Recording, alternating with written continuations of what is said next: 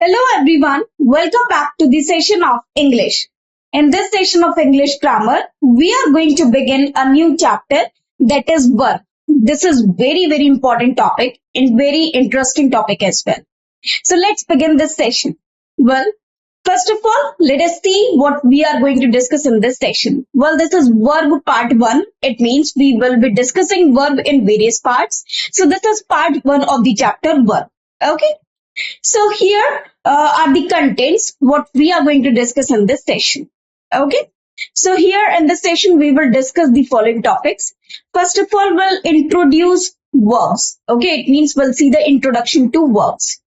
After that, we'll see types of verbs because verbs can be of various types. And what are the types? What are the various types of verb? We are going to discuss each and every verb in detail.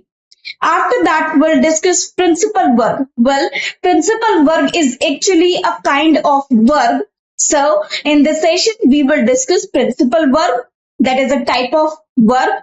Then types of principal verb as well. And the types of principal verb are transitive verbs and intransitive verbs. It means we are going to discuss these two verbs in detail. And these two verbs are really very important.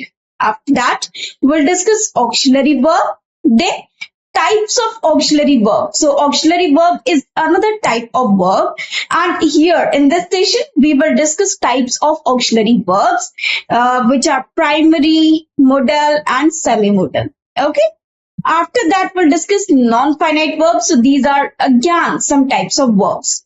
After this, we'll discuss types of non-finite verbs, that is gerund, infinitive and participles. So we are going to elaborate verb in detail. It means we will discuss each and every detail of verb, each and every type of verb. Okay, and we'll elaborate the types as well.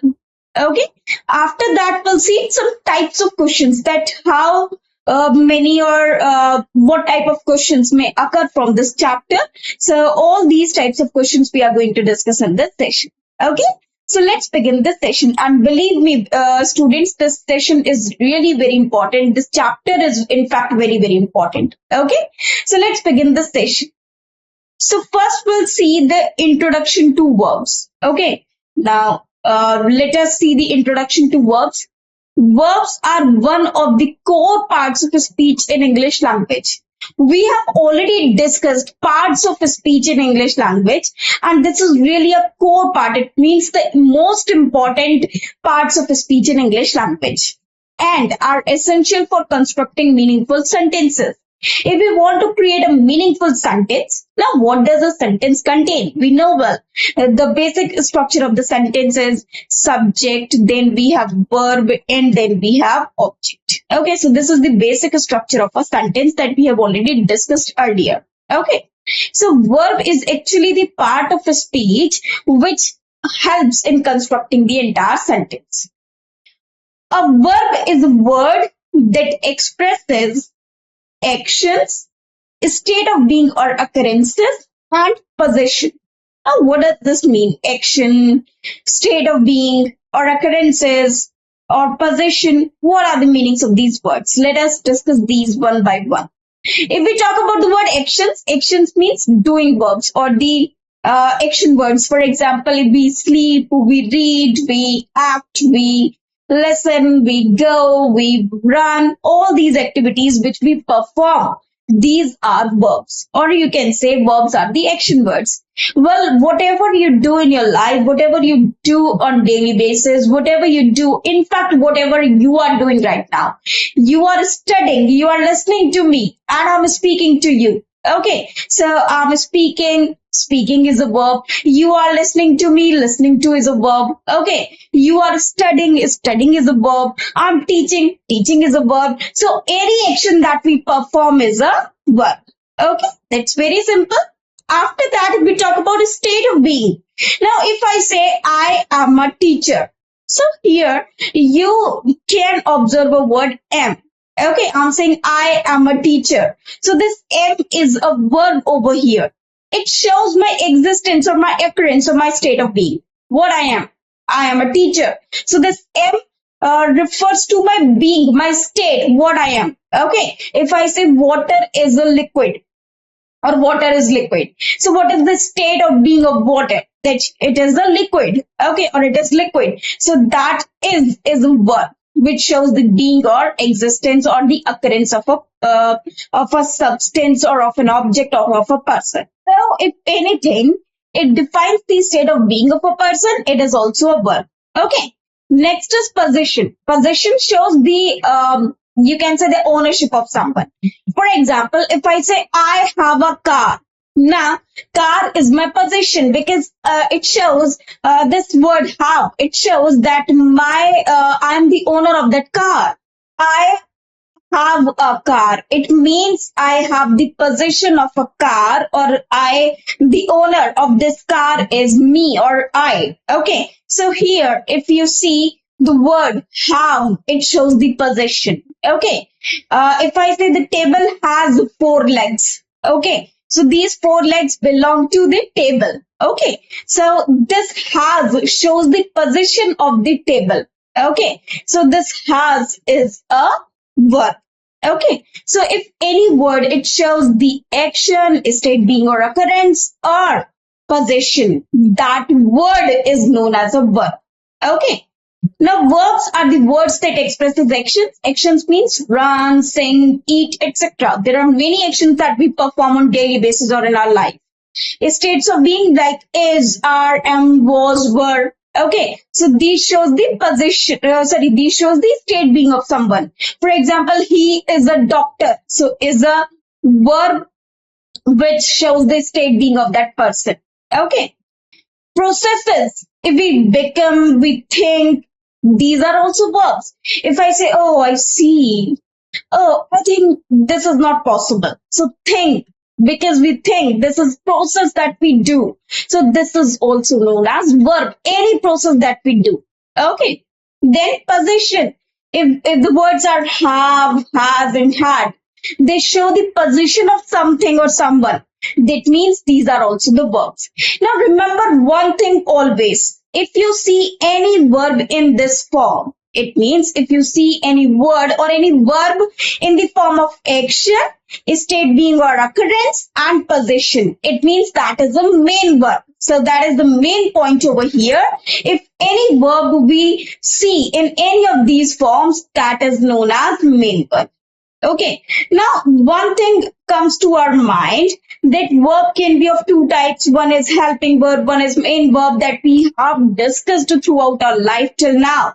But now the concept is changing. Not the concepts are changing, but you are going to know something very important about verb and which is really logical. If you talk about the word is or am, they can be helping verb as well as the main verb. Okay. Why? Because if they show the state, being, or occurrence of a person, they will not support the verb. In fact, they play the role of the main verb. But how they will be used as the helping verb, that we will discuss later on. So don't misconfuse yourself that is or am can only be helping verbs. No. Helping verbs are the verbs which support the main verbs. But here, if we talk about the words state, being, or occurrence, action, or possession, they are the main verbs. If any word, it shows any action, state, being, or occurrence, and the possession, that is the main verb. Okay, well, what is the main verb? What is the auxiliary verb? That we will discuss later on. First, you should know that any word, if it defines the action, state, being, or occurrence, or the possession, it means it is a verb. I hope you have got this concept. Okay. Now let us move to the next page. Now here, first of all, let me remove these annotations. Verbs are divided into 2 main classes. Now you can further classify verb into 2 main classes. What are the 2 classes? First is the principal verbs and another is auxiliary verb. Now here we are not talking about the main verbs. We are talking about the principal verb and the auxiliary verb. So these are the 2 types of verb. Okay, so one is principal verb. What is principal verb? You can say the main verb or any word if it shows the action, state, being, or occurrence, or the possession, it is a principal verb or the main verb. On the other hand, auxiliary verbs are the helping verbs. which supports the main verb in a sentence. Now, let us elaborate these two types of verbs. Okay. So, first of all, we'll see principal verbs. The principal verb, also known as the main verb. It means principal verb is the name of the main verb, or you can say main verb is the another name of the principal verb. Is the primary verb in a sentence that conveys the main action or a state of being. It expresses the central meaning of the sentence. Okay. Okay. Now, yes. The principal verb, also known as the main verb, is the primary verb in a sentence that conveys the main action or a state of being. It expresses the central meaning of the sentence. Principal verbs can stand alone or be the part of the verb phrase. Okay, so they can either stand alone or they can be the part of the verb phrase. Now, let us see some examples. For example, the children jump on the trampoline. So the jump is the main verb because it is the action. Okay, we can see the jump, and jump is the action. So it is the principal verb because it is showing the action, okay, which is taking place. Now the next one is auxiliary verbs. Auxiliary verbs, also called helping verbs, accompany the main verb. Accompany the main verb, it means they are they are before the main verb. Okay, it means they are used with the main verbs. Okay, to convey additional information about tense, aspect, mood, voice, and so on. So what are the main functions of auxiliary verbs? They actually convey the additional information about the main verb. That means about the tense of it. For example, if I say he is helping the poor. Now, is helping shows that is the helping verb, and helping is the main verb, and is helping shows that the sentence is of present tense or present continuous tense.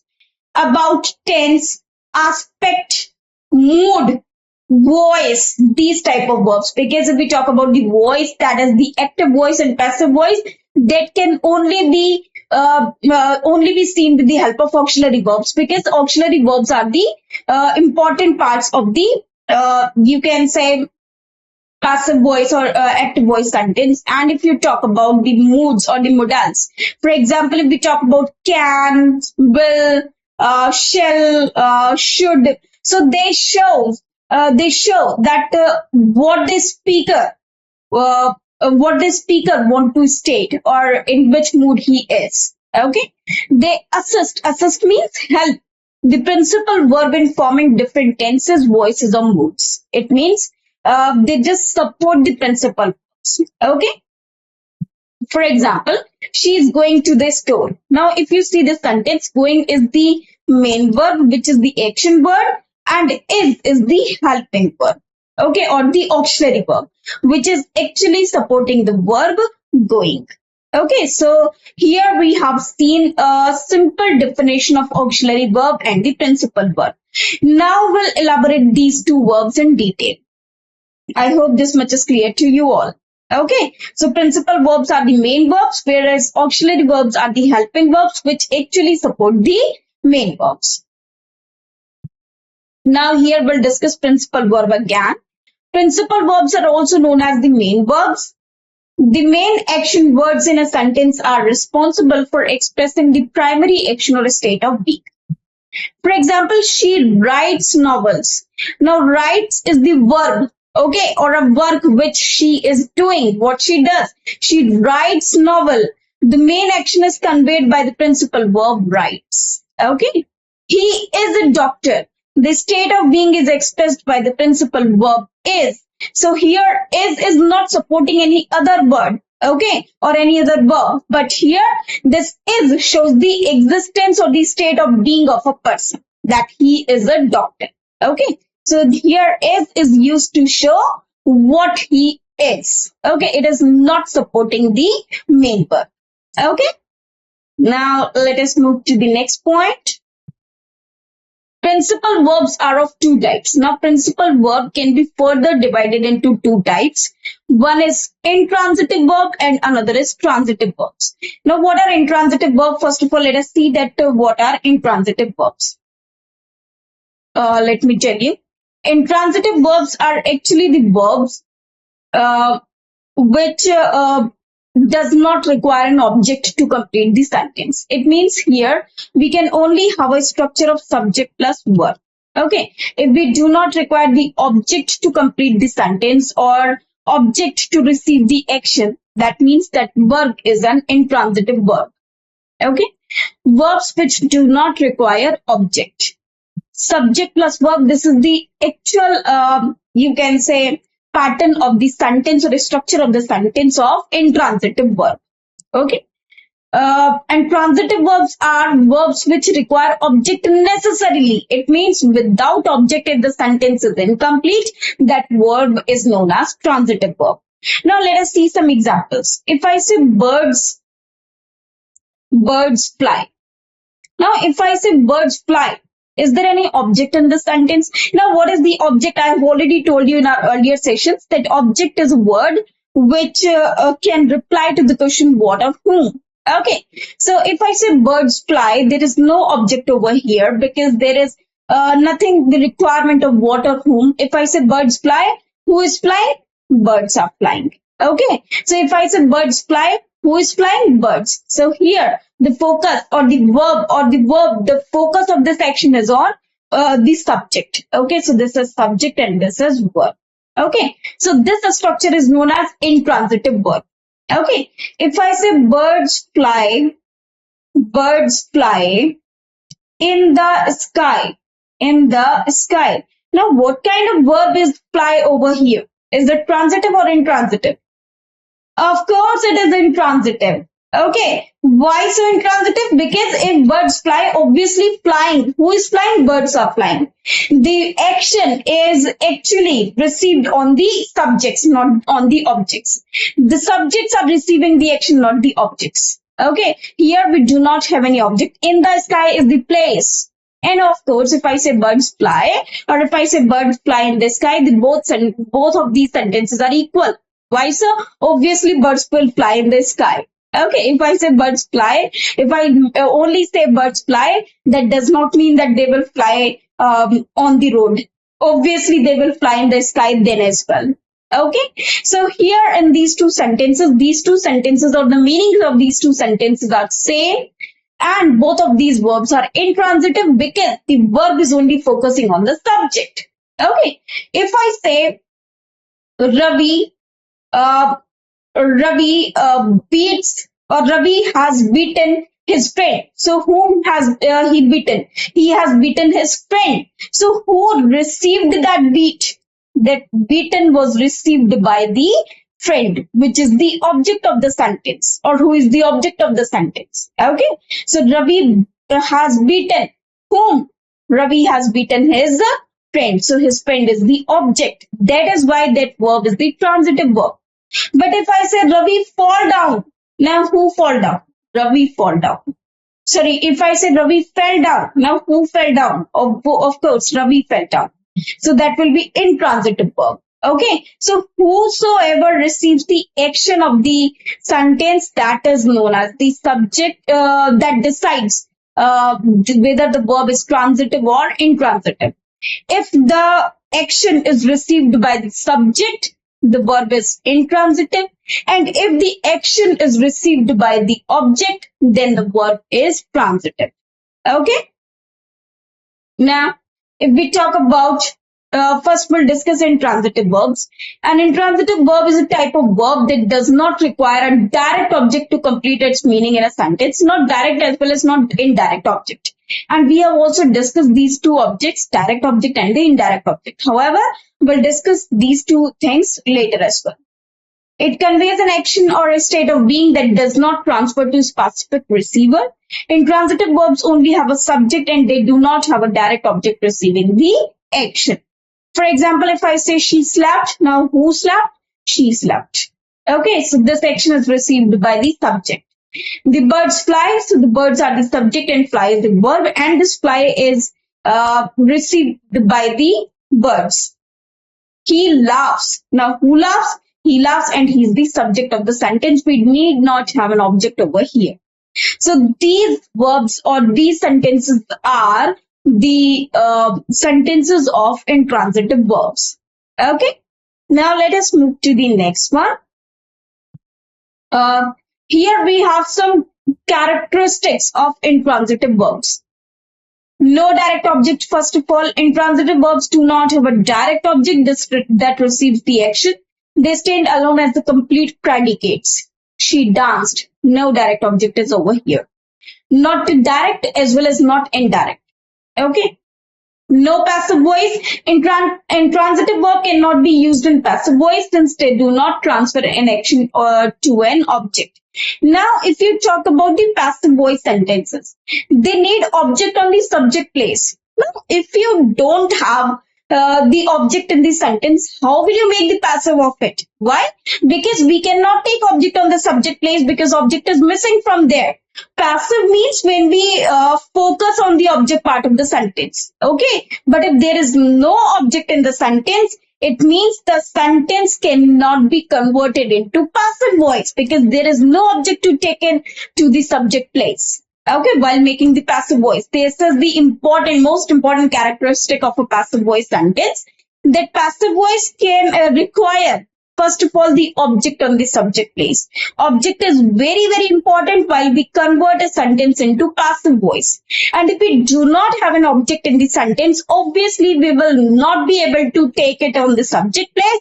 Thus, we cannot make any passive voice on that sentence. Okay? If I say, the cake was eaten by her, this her is the object. The cake is the object. Now, if I write this sentence in active voice, I can say she ate the cake. Okay, she ate the cake. Now, of course, here she ate what? The cake. So, cake is the object, whereas she is the subject. Okay, so if there is subject plus verb plus object, and if the object is there, we cannot make the sentence into. If the object is not there, if the object is absent, we cannot make the sentence into passive voice. Therefore, incorrect intransitive verb each cannot be used in passive voice. Okay. No indirect object. Intransitive verbs also do not take an indirect object as they do not transfer action to both a direct and indirect object. She cried her friend. Now, of course, if I say she cried her friend, is this a complete sentence? No. We should have first the direct object and then the indirect object. She cried for her friend. Okay. Intransitive verb cry cannot have an indirect object. Okay. So, these are the characteristics of intransitive verbs. Now, no object complement. Intransitive verbs do not require an object complement to complete their meaning. He feels happy. No object complement. Okay. Intransitive verb phrases. Some intransitive verbs are used with adverbs, adverbial phrases, or prepositional phrases to provide more information about the action or state. She slept peacefully. So, peacefully is an adverb. Okay. So, we can add some adverbs to modify the verbs. But that does not mean that the verb is transitive. Okay. The verb is intransitive and we may have some verb phrases over there. Okay, on the adverb phrases. Okay, now let us move to the next one. Here is another part. Intransitive verb versus linking verb. Be careful not to confuse intransitive verbs with linking verbs. Linking verbs link the subject to a subject complement, noun, pronoun, or adjective and do not show action. Intransitive verb, the child ran. If I say the sentence only the child ran, of course this ran is intransitive verb because this action is done by the child. Linking verb, the child is happy. So here I'm linking this subject with this complement. Okay. So is this the linking verb?